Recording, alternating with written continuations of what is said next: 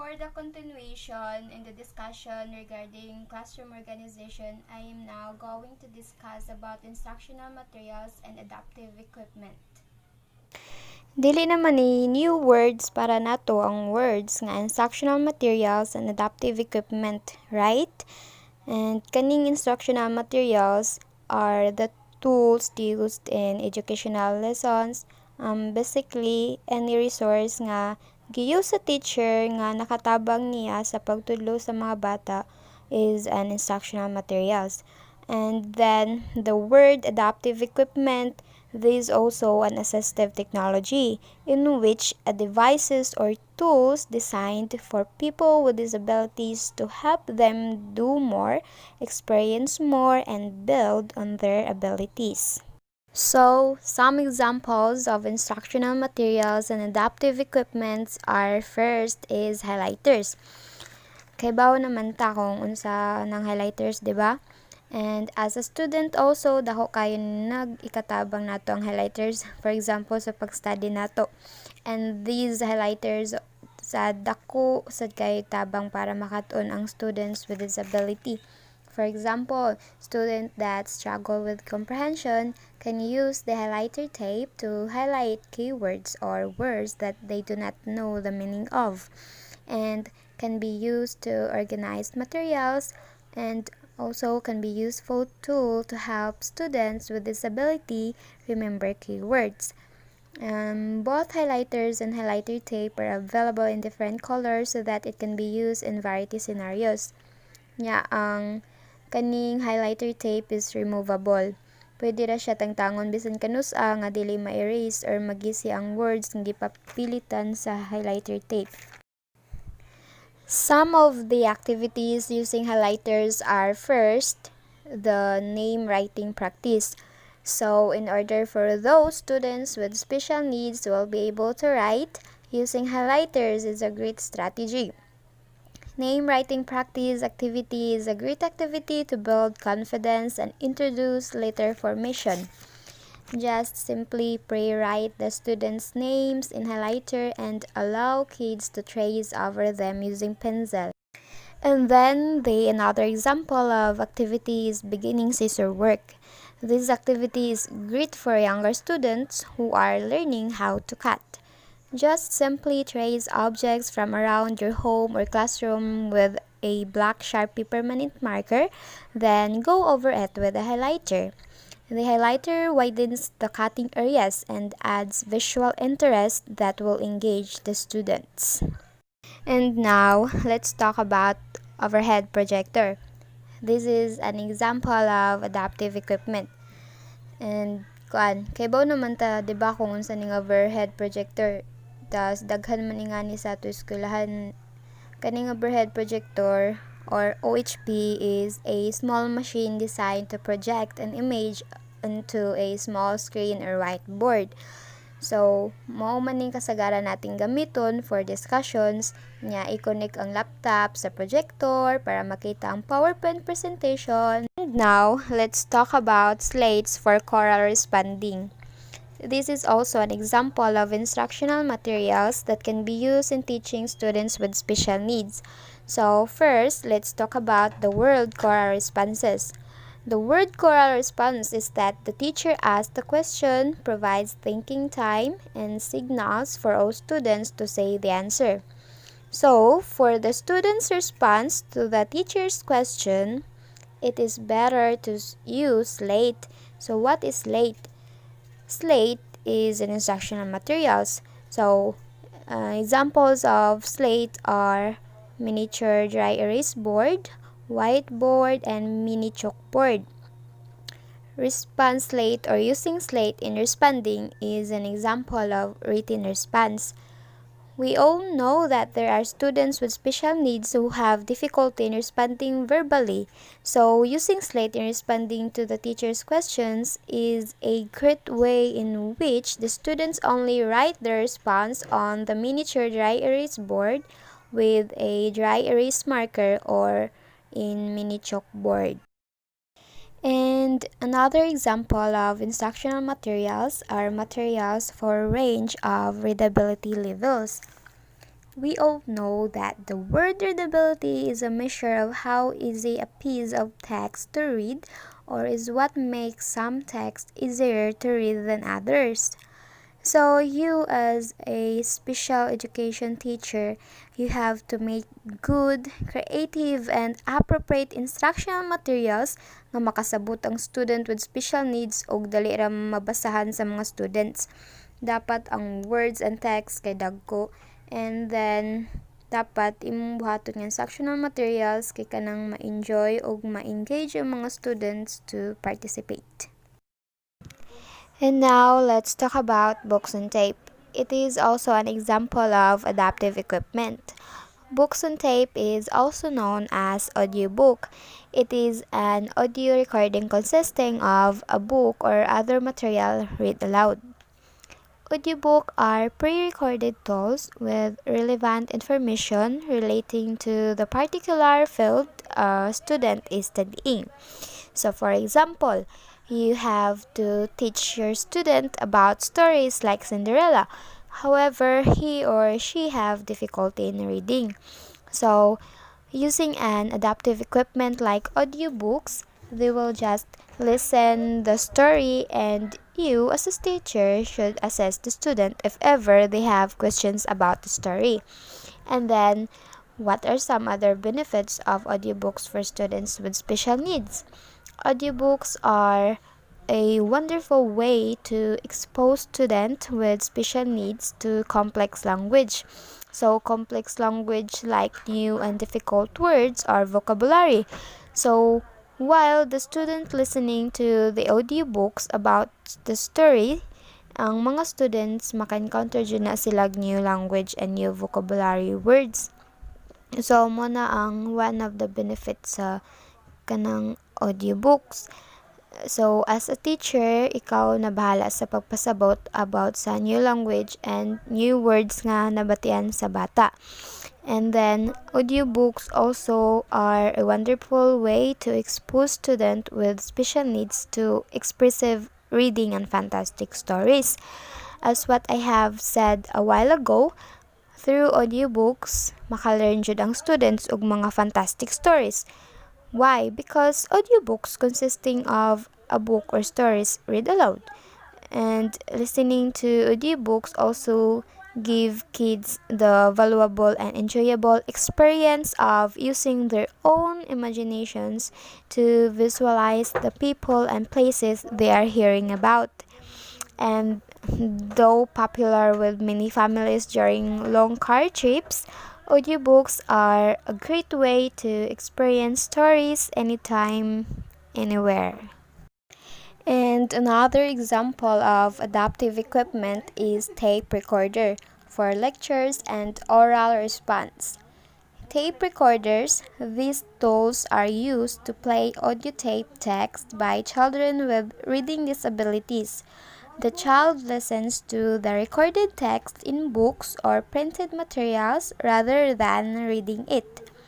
Ang tape recorder, pare-pareha ra siya sa books on tape or audiobooks, in which ang student, especially those students who have difficulty in reading, maminaw ra sila sa discussions or information gikan sa teacher through tape recorder rather than reading it. For example, pareha atong sa books on tape or audiobooks. Imbis nga pabasahon sa teacher ang student sa libro, so i-record na sa teacher sa tape recorder ang text or words nga naa sa libro. And then, ang tape recorder also used by children with listening problems to capture spoke information of the speaker or teacher's lesson. So, for example, while ga-discuss ang teacher, iya sad na i-record iyang discussion through tape recorder para if ever inig ka pila ka minutes baka or inig ka ugma, nakalimot na ang student sa gidiscuss sa teacher. So, ipaminaw na lang to teacher iyang record nga discussion. And then, the tape recorder also allow children to the oral presentation again and again, especially for those children who have problems processing, understanding, or remembering what they hear. Pero nowadays, pwede ra sad cellphone ang gamiton sa pag-record. And now, let's talk about another example of instructional material called simplified written directions. So, you have to break down instructions into smaller and manageable tasks. Students with special needs often have difficulty understanding long-winded or several instructions at once. So, for children with learning disabilities, it is best to use simple and concrete sentences. And you, being a special education teacher, you might have to break down a step into a few smaller steps to ensure your students with special needs understand what you are asking. And you might even want to put the directions both in print and saying them verbally. Ask your students with special needs to repeat the directions and ask them to demonstrate that they understand. And you should not give further instructions until a student has completed the previous task. And the next example of adaptive equipment is personal computer and internet access. Personal computer, it is your own computer in which you as an individual user would have direct control of the entire computer. We all know that computer and internet access are very important as a teacher, also as a student, right? And some of the importance of the computer and internet access are: first, it is important for research. If the teacher have computer and internet access, the teacher will be able to do research and gain more information in teaching students with special needs. And the second importance is improving student performance. And the third importance of the computer and internet access is for student, teacher, and peer interaction. The internet has allowed students to be in constant touch with their teachers or with other fellow classmates with the help of social media, messaging apps, and chat forums. Parents can interact as well as communicate with teachers and school authorities about their kids' performance in the school. And interaction with like-minded people on forums can help students to explore new ideas and enrich their knowledge. And the next importance of the computer and internet access is easy access to quality education. Students can easily access quality education materials like tutorial videos on YouTube for free or pay fees online for more quality study materials.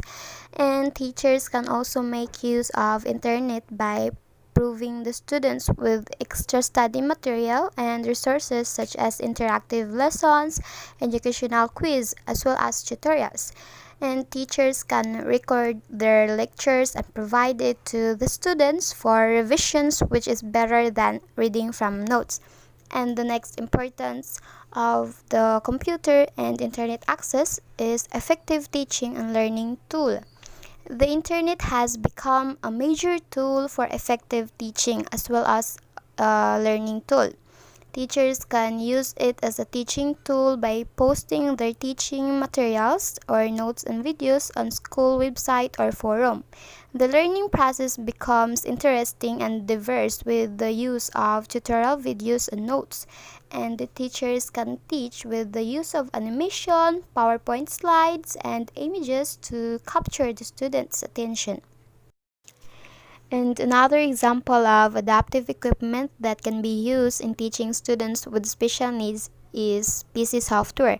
Examples of PC software are Dragon Naturally Speaking and Ultimate Reader. Dragon Naturally Speaking, it is a speech recognition software that lets you use your voice to get more than every day on your computer quickly and accurately at home, school, or for hobbies. Dragon Naturally Speaking is good adaptive equipment in teaching students with special needs in writing, in which students simply talk and the text appears on the screen up to 3 times faster than typing. So, kaning Dragon Naturally Speaking, it is a good adaptive equipment in teaching, especially to those students who have difficulty in writing. So, for example, pabuhaton sila sa teacher og Valentine's letter. nya ang student di man kay ba musuwat. So, paggamito na lang siya Dragon Naturally Speaking software, like gusto niya isuwat nga words kay I love you teacher, thank you very much for everything.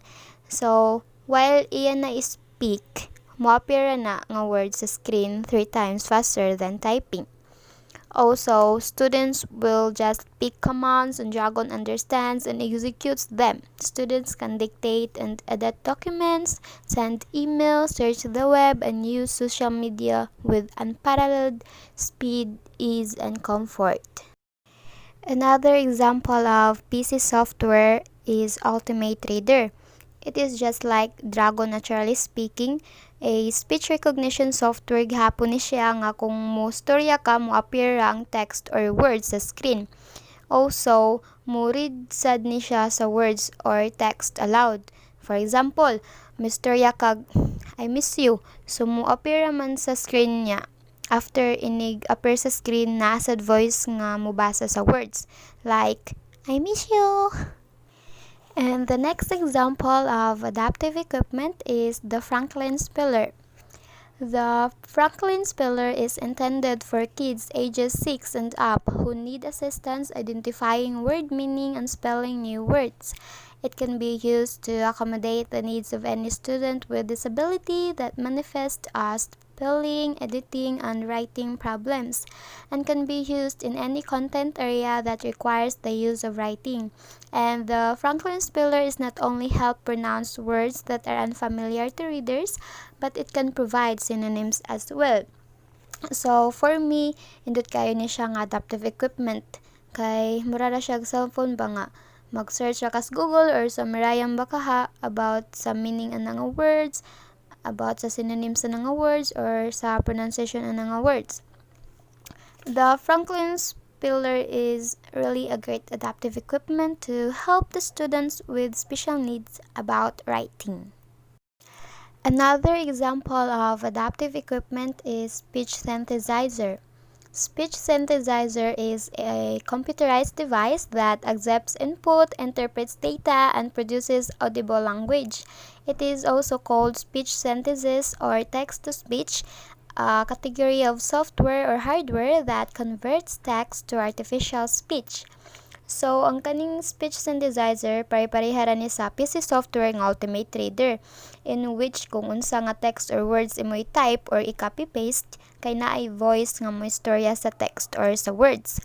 And the speech synthesizer has a wide range of components that can aid in the reading process, and it assists in word decoding for improved reading comprehension. So, ang kaning speech synthesizer is good adaptive equipment for those students who have difficulty in reading. Also, the software gives voice to difficult words with which students struggle by reading either scanned in documents or imported files such as ebooks.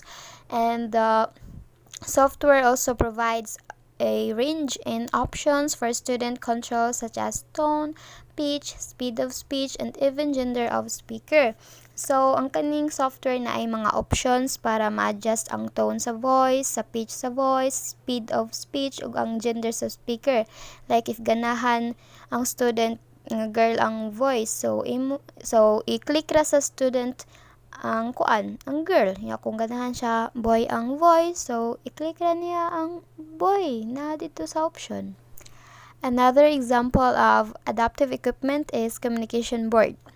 A communication board is a device that displays photos, symbols, or illustrations to help people with limited language skills express themselves. The user can gesture, point to, or blank at images to communicate with others.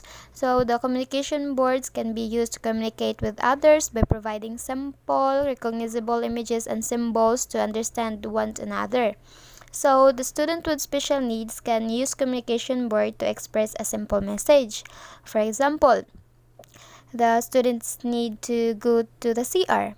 Ang communication board pwede ma-use as a way to communicate sa iyang teacher. Just simply send or use images or symbols pertaining to or nagdetermine nga gusto siya mo go sa CR. And then, the communication board can also use for asking questions, like if ever na siya i-ask sa iyang teacher. For example, pwede ko mugawas sa room ma'am mopalit og ice candy. So naray image or symbols nga iya isend nga nagdetermine sa mao nga question. And another use of communication board is to display a schedule or structure like a sequence of steps to follow at a particular time or day. For example, ang routine sa ilahang classroom. Another example of adaptive equipment is closed captioned video. The closed caption video is often abbreviated as CC, and subtitling are both processes of providing text on a TV, decoders, or other visual display to provide additional or interpretive information. The closed captions were initially created for deaf and hard of hearing individuals to assess them with comprehension. So kaning mga closed caption video mo man yung mga videos nga makita sa TV or YouTube nga naay mga captions or subtitle. And closed caption video is very beneficial kaayo, especially sa students who are deaf and hard of hearing, para masabtan nila ilang gitan-aw nga video kay dili man sila kayo makadungog. Bisan gani kita mas kinahan gay tanay caption or subtitle, diba? So how much more sila nga mga students with disability or students who are deaf and hard of hearing, diba? O kuan naay daghan editing tools or editing apps for closed caption video nga ma-download sa Play Store or app market. Like kung unsay imong kantahon or istorya, naray option sa apps nga closed caption nya. Kung i-click to, naanay mo appear nga caption or subtitle mugawa sa video. And the next example of adaptive equipment is Braille. Braille is a system of touch reading and writing for blind person in which raised dots represent the letters of the alphabet. So, kaibaw naman ta nga ang Braille is an adaptive equipment na for persons who are blind para makaton sila basa og suwat. And the Braille also contains equivalents for punctuation marks and provides symbols to show letter groupings. And the Braille read by moving the hand or hands from left to right along each line. The reading process usually involves both hands, and the index fingers generally do the reading. The average reading speed is about 125 words per minute, but greater speeds of up to 200 words per minute are possible. By using the Braille alphabet, people who are blind can review and study the written word. They can also become aware of different written conventions such as spelling, punctuation, paragraphing, and footnotes. The next example of adaptive equipment is low vision equipment. Example of low vision equipment is clock. So, dapat ang clock is na ay large numbers aron mas makita dayon og di tantong maglisod og tan-aw, especially those students with low vision. O pwede sad magamit og talking clock in which maka-announce sa time ug ma-aware ang student kung unsa na jud orasa. And the last example of the adaptive equipment is lapboard. Lapboard is a writing board used on the lap as a table or desk. It is useful for students with special needs in which the students can work wherever they feel most inspired.